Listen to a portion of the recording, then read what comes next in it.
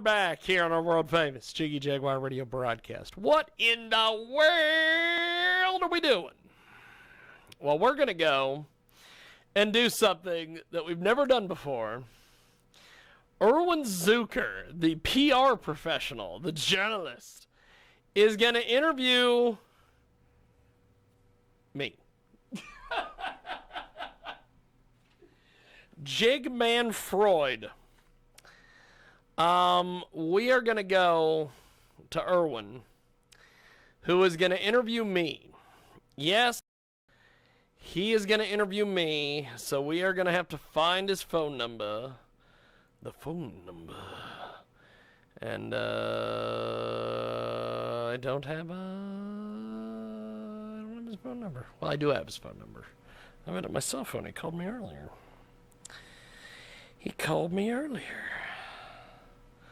So let's do this. Let's call the man, let's call the myth, let's call the legend. Let's call him up. And let's say hello to Irwin Zucker. The great Irwin Zucker. That guy. And yeah, the great Lydia Lowe. There is the fantastic Irwin Zucker, the biggest star in the business. Are we on live right now? Yes, we are live. We are getting ready to do something so strange here. Irwin is going to interview me. We're on live. Wow, we're on live. We better be careful of what we say to each other. Yes. We may never talk to each other again. Who knows? Yeah. Yes. Hey, James Lowe, what do I call you? James Lowe or Jiggy Jaguar? You can call me whatever you want, just don't call me late for dinner. Well, you know what? I'd like to call you Jaggy Jaguar. Jaggy Jaguar, The full letters KJAG. Do people call it the Jaggy station or? Yes, or indeed. What? This is going to be quite the deal. We have Irwin Zucker with us today. Of course, I love Irwin. He is a PR professional, but he's also a journalism grad from the University of Michigan in 1948, and he started PR in the record industry. He shifted to books. He has repped almost 4,000 authors in his 60-year-plus career, and he's with us today, and he's going to interview me. Which is going to be one of the weirdest things, I think. But I thought we turned the tables for a change to surprise you. You've interviewed perhaps thousands of people over the years. Is that right? Yes. Oh, good Lord! I would say thousands of people. That's probably a good Wednesday. Wow. Who was the first that you ever interviewed? Famous or infamous or what? Who was the very first person you interviewed on the air? Person that you remember? It was the lead singer of the 1980s band Firehouse. Oh, how many years ago was that? 2001 is when I interviewed him. 2001. Now, did you grow up in Kansas? Yes, unfortunately. Where were you born? What city? I was born in McPherson, Kansas, of all places. Well, is the city still around? The city is still around, and it's still booming. It's still there. I was just there on July 4th. So yes, it is still there. Right. Well, what's the population of that city? Oh, good Lord. I would say maybe 20,000, we'll say. 20,000 people? 20,000. Well, I remember a friend of mine came from a very small town.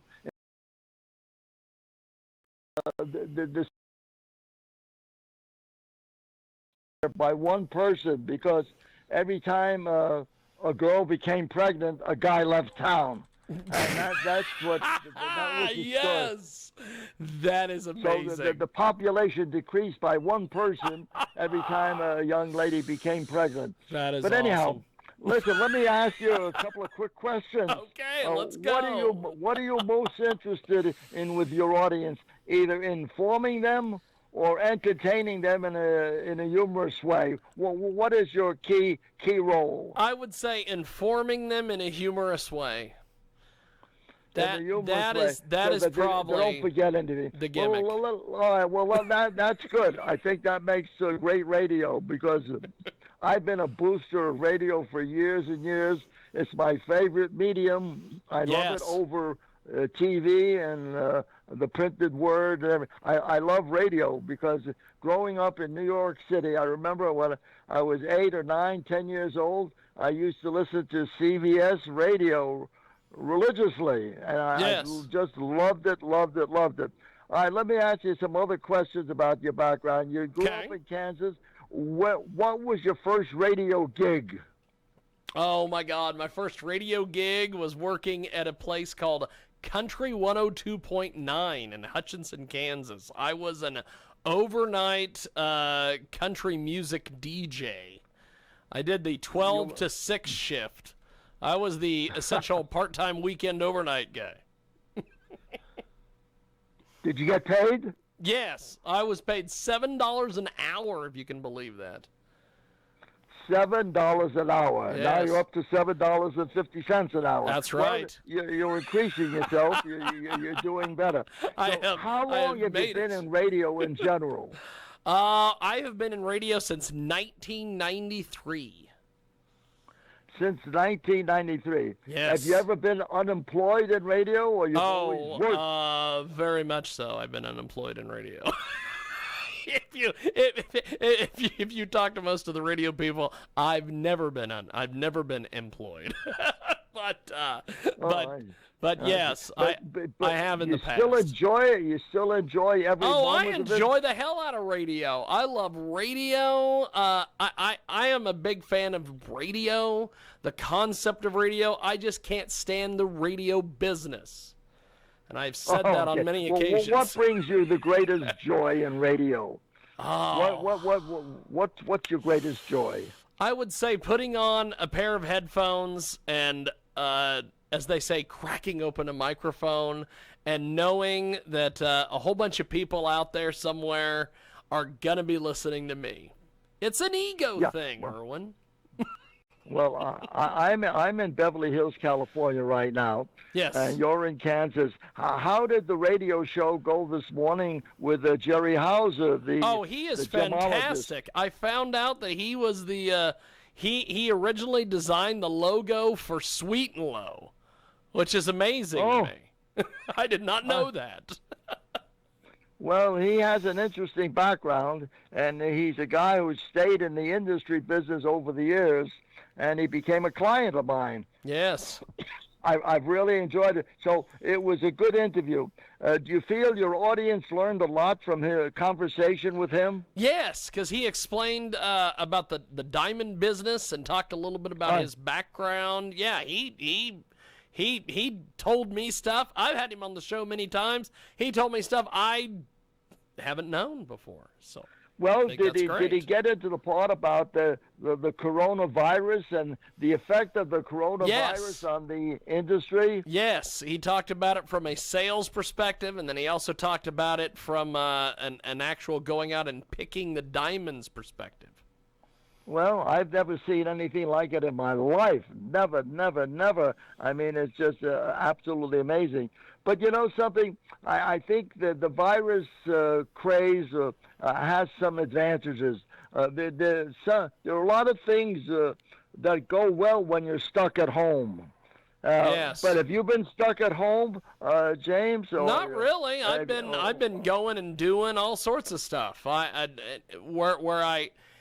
The places that I go where I got to wear a mask, I'll slap the hood on, as they say in pro wrestling, and I'll go in and do my business. And the places I don't have to wear a mask, I don't wear a mask. So I do my thing.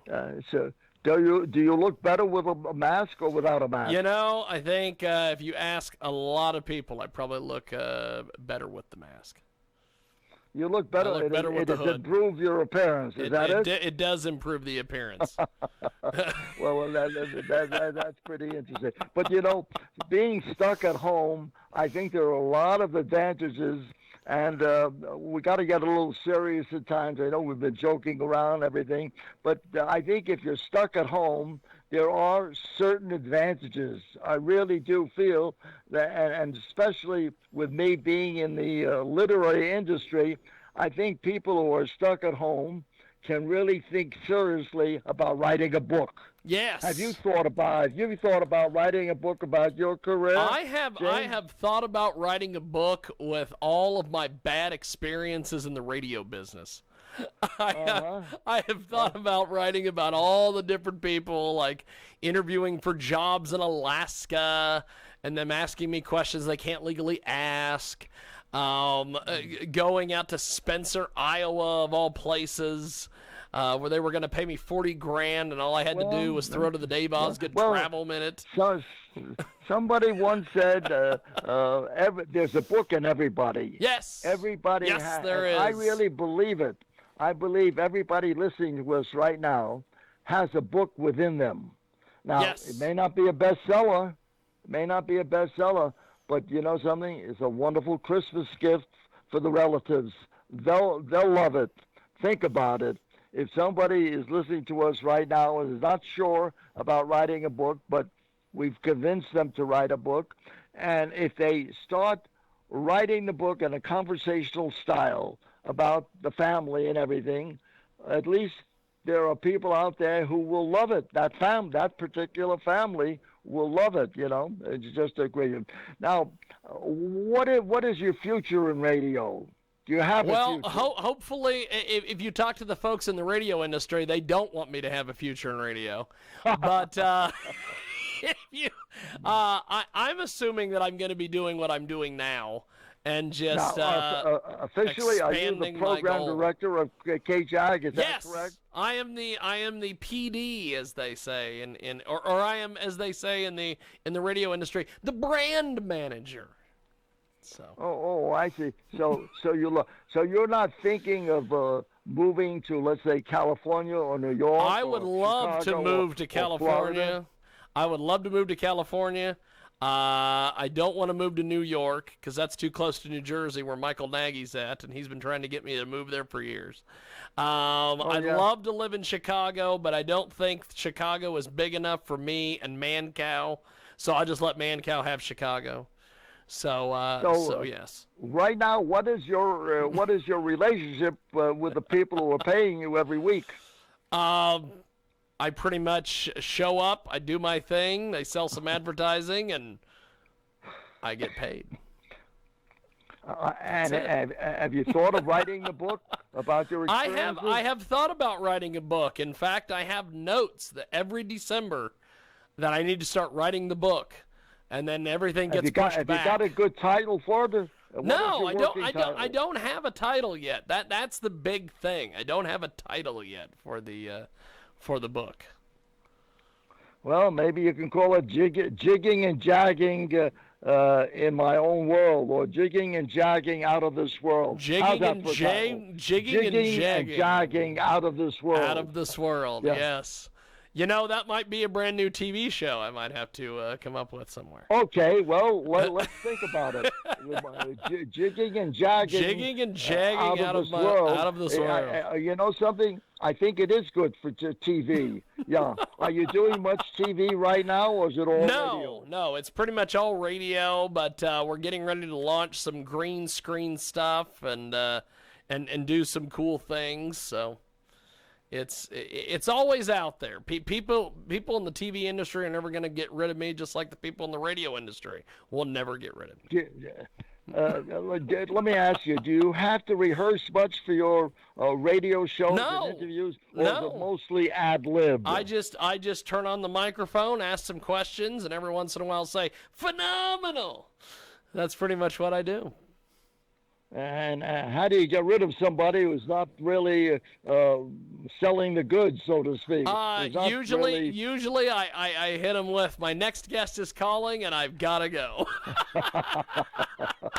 You have a bunch. Now, who is, of all the thousands of people that you've interviewed over the years, which guest, male or female, has been the most fun for you, either a big name or a non-name? I would say one of my funnest guests was and he is one of my close friends, Mr. Frank Catolo. I love Catolo. He's great.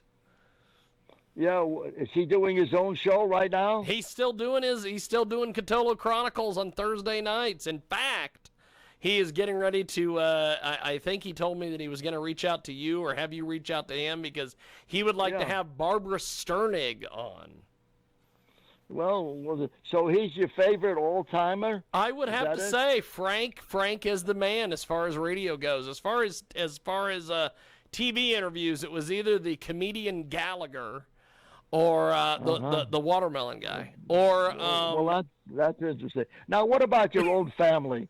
Do you divulge whether you're still single or married, or do you keep your personal life private? No. People know.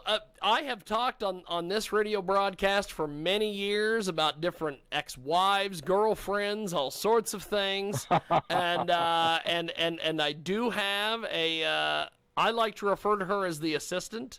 She likes to be referred to as the fiance, but Brittany is the woman that I'm currently trying to make sure that she doesn't leave me. So how many ex-wives do you have? I would say 2. One common law and one actual married. But I got married at a bar and I dropped the ring. So that probably says something. Well, that's pretty. And do you have any children who are going to follow in your path of radio? I don't currently have any children, but at some point I'd like to have 4 to 6 children with Brittany, and she is not going to be doing that. So I don't know what's going to go on. Wow-wee. So you really want to get the family tradition going in radio? Yes, yeah, I do. Now, how many days of the week are you on the air? You're on for 2 hours every day. I am on the air Monday through Friday, 2 Central, 3 Eastern, 12 Pacific, and 1 p.m. Mountain Standard for about 2 to 3 hours a day. So. Wow-wee. I see. And how do you encourage your audience to stay in touch with you? Do you tell them to call you or email you? No, they can. How do you keep that relationship? They can go to our website, which is JIGGYJAGUAR.com, or they can find me on the Twitter machine or Facebook or any of these places. Wow-wee. I see. And how far in advance do you line up guests for your show? About a week or 2 out. I usually like today I will book guests for next Tuesday today, and then I will book guests for next Thursday on actual Thursday. So usually about a week out or so. It's been my privilege to book many of my authors and many of my friends who are not paying authors, but I figured they would be a good guest for you, and I've used them on Tuesdays generally. Yes, Tuesdays is Irwin Day in my world. On Tuesday, but I look for interesting guests. Now, what happens when a guest is so boring right at the beginning? What do you do about it? Usually, I try to figure out a way to spice it up, and if I can't, I usually cut them off at 10 minutes and we move on down the road. That's usually what happens. I see. How long have we been on? We've been on here for about 16 minutes or so. Getting ready to go into the 17 minutes. I'm past the 10-minute mark. You're past the 10-minute mark, Irwin. Is that the passing test when we can make a show sort of interesting, and getting the most out of you and everything? Every show. We've been doing pretty well, right? Yeah. Every show with you on it is interesting. It sounds interesting to me. Is that the average length of your shows, about 15, 20 minutes? Yes. About each interviews, I usually tell everybody 15 to 30 minutes. More or less, it's 15, but if it's like you or if it's like somebody else that's really entertaining, I will try to get as much as I can, and I'll go up to the 30-minute mark with it. Well, let me ask you, is this a first for you? Is this the first time you've been interviewed on the air by somebody, or have you 99% of the time done all the questions? No, I actually have had a couple interviews. They haven't been as entertaining as this. But I've had a few interviews, but not on my own show, which is really kind of cool. So, I mean, have they been spontaneous interviews? In other words, you have a guest, and does the guest start interviewing you spontaneously, No, or is it planned? usually it'll be a planned deal. I'll have something set up and I'll go on someone's show or whatever. But this is the first time I've ever had anybody interview me on my own show. So On your own show. it's quite the deal. Well, I hope we didn't lose much of an audience. By the way, we didn't lose much of the audience. Growing up as a youngster, was radio your prime ambition, or did you have other thoughts of other professions? Actually, I always wanted to be in radio because I would turn on the radio and would hear people on the radio, and I'm like, I know I'm better than them. That was the whole reason I got into radio, was because I knew I was better than the people on the radio. That was your destination. That was your goal. That was the destination, America. Now, in general, how do you feel the radio industry is in the United States and America right now? Oh, it's in deep trouble. Stronger than it's ever been? No. At this point, the radio industry is a dumpster fire, and I am outside warming my hands on it. The radio's got some major problems. You know, what is the biggest problem radio has? They haven't been able to sell a lot of advertising at one, and partially is because nobody's got any money. That's basically what it comes down to. And there's other options. The virus hasn't really helped any industry at all, really. No, you know, it has not. Maybe the mask industry has done well because of the virus. The mask and hand sanitizer industry. Yeah, well, by golly. And what do you think of television? You know, I like television. I think that local television will always be around. But national television, when there's so many options, there's the Netflix and all these things, at some point, I think national television, there's going to be some major problems there. But much like radio, they won't do anything about it until it's too late. Yeah, I see. So at the moment, do you plan to stay in Kansas? Is that it? Or in parts I'll tell of you, Texas, if I could get out of Kansas, I would do it tomorrow. I would go to Nevada. Well, don't tell that to your boss. He may not like to hear that, right? I would go to Vegas. I would move to Vegas. We would pack it all up and move to Vegas. That's where we would go. And you say California is one of your targets? And California. I'd love to be out there in Irwin, Zucker country. Have you ever been to California? No, I have not.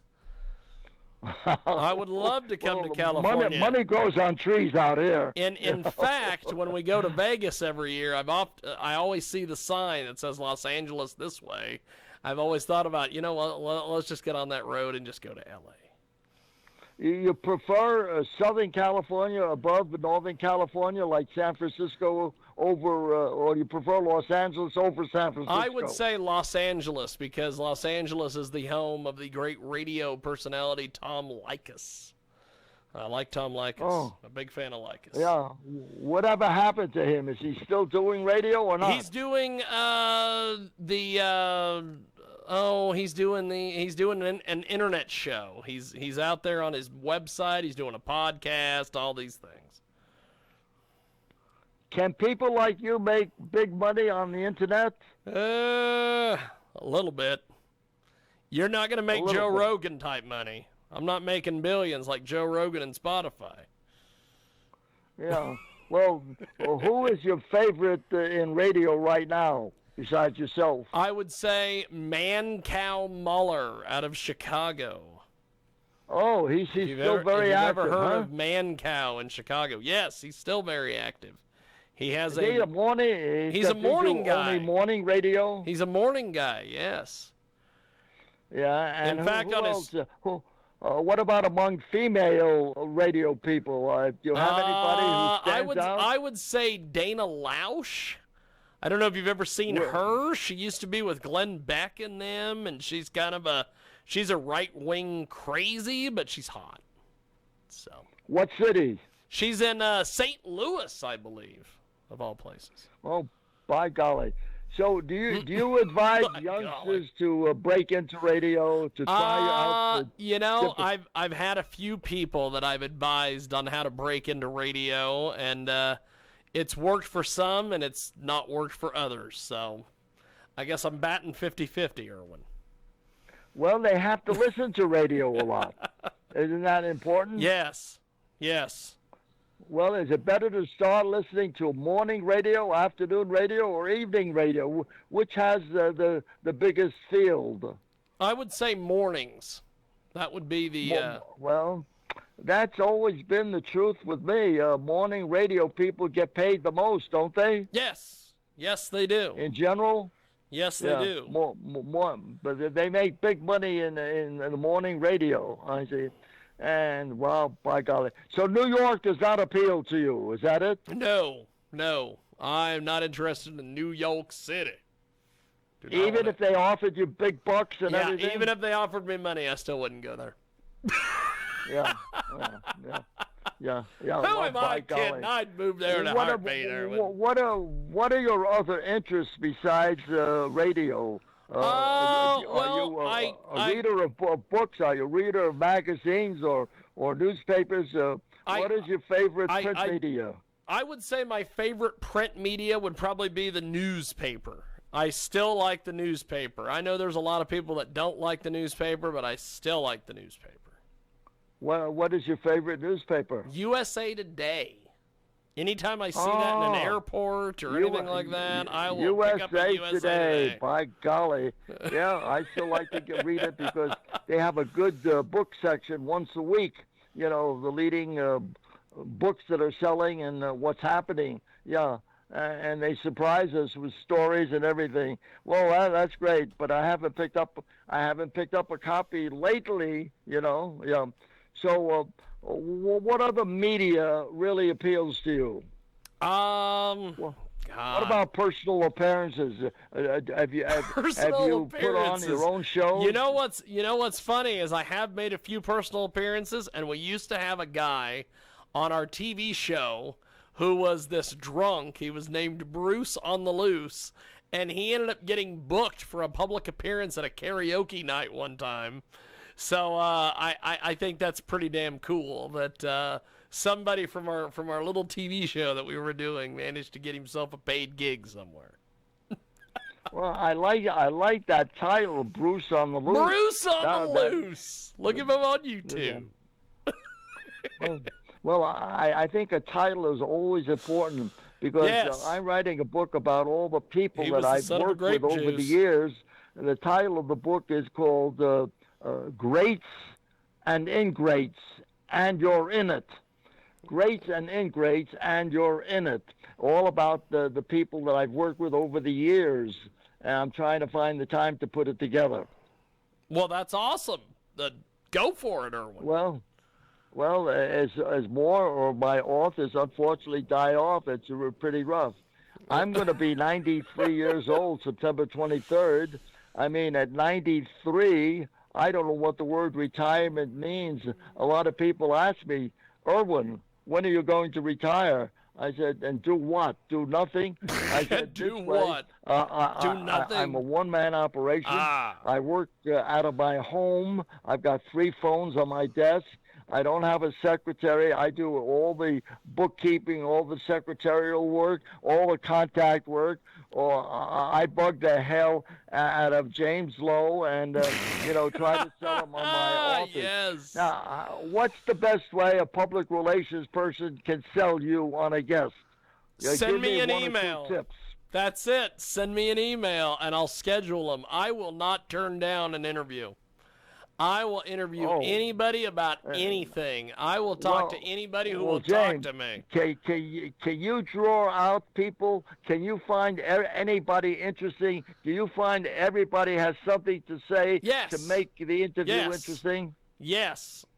Yes, all the way, my friend. So you believe there's no such thing as a losing guest. It's up to the host of the show to keep it alive and keep it going, right? Well, yeah, you've hit that on the head, my friend. Yeah, but sometimes the guest is just so boring, and as you said earlier in our interview, that there are ways you've got to cut them off diplomatically and courteously, and you do it. You have the Yes.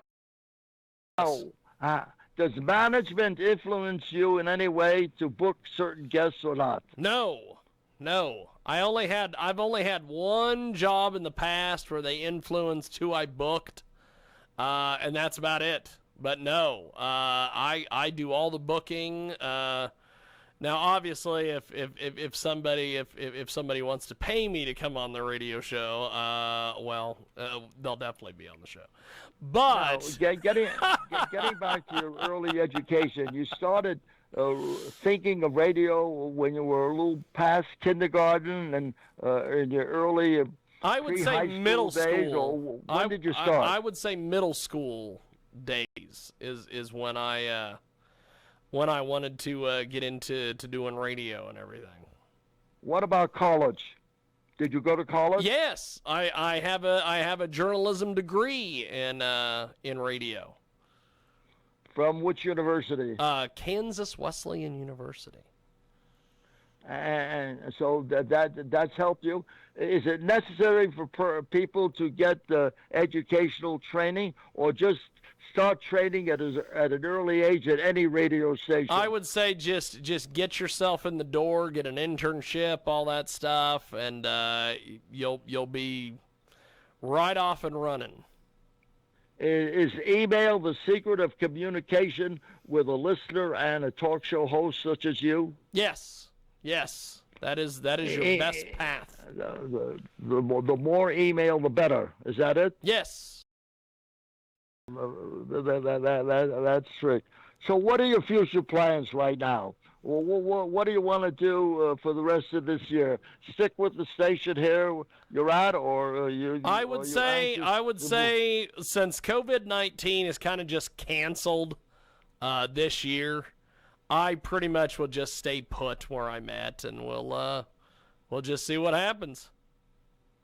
Do you do a lot of personal appearances, inviting your listeners to your events? Back when.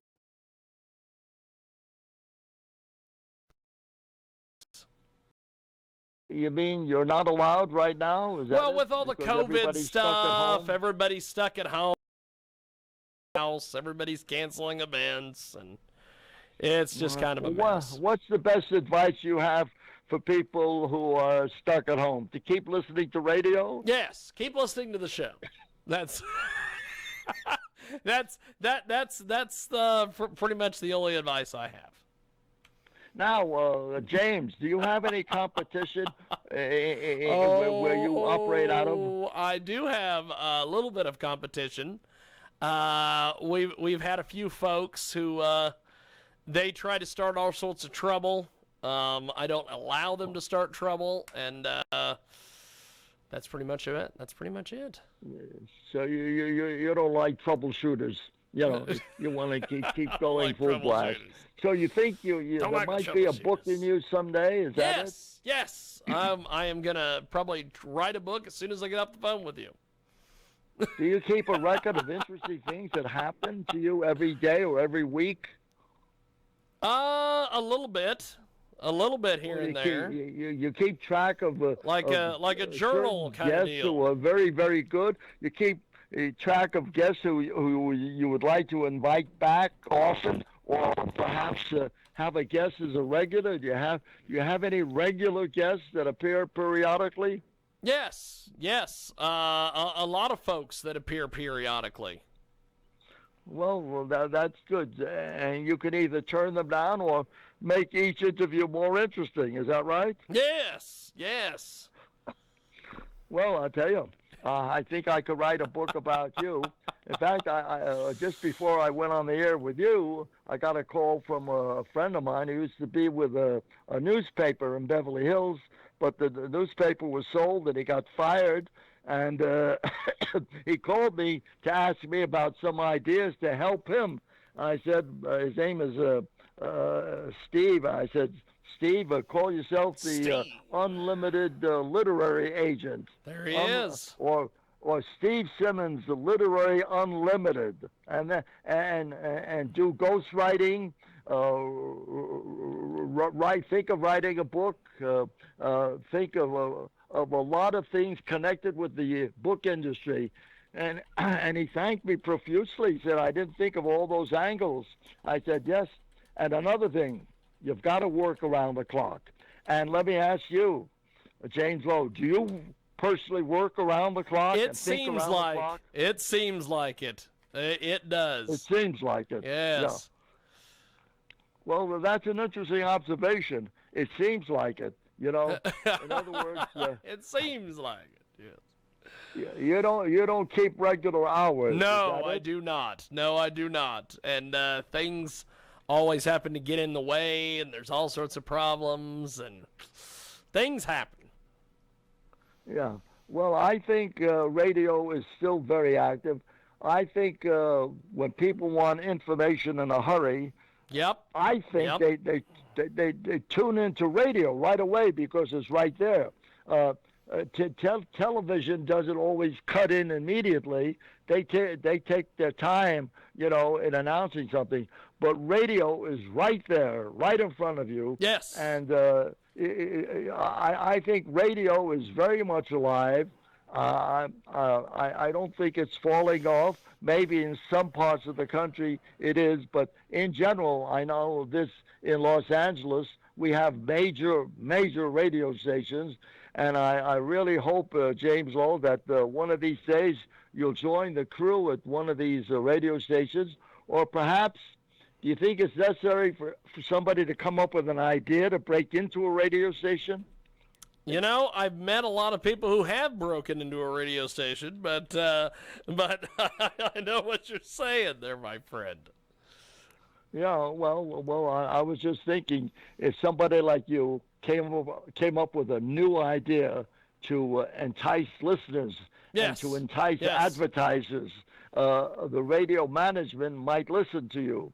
So think about that possible angle if you're anxious to join the Los Angeles parade, so to speak. Maybe you've got some ideas that management would listen to, and would be a lot easier for them to sign you up. Well, think about it. Listen, I know you have other important things to talk about, and I've got a zillion things I got to do yet today. I didn't realize you'd keep me on this long talking about you and interrogating you, and I really appreciate the time very, very much. And I see why so many of my clients and non-clients and non-paying clients and friends have come back with rave reports about you and how much they've enjoyed being on the air with you in Kansas and parts of Texas. Do you get into a lot of Texas or only certain regions? I'm all over the place, my friend. I'm all over the place. You're all well. That's a good title of a book. Think about it, all over the place. So maybe that's your working title. There we go. That's the working title. Well, Irwin, thank you. All over the place. We definitely have to do this again. I've been all over James Lowe today.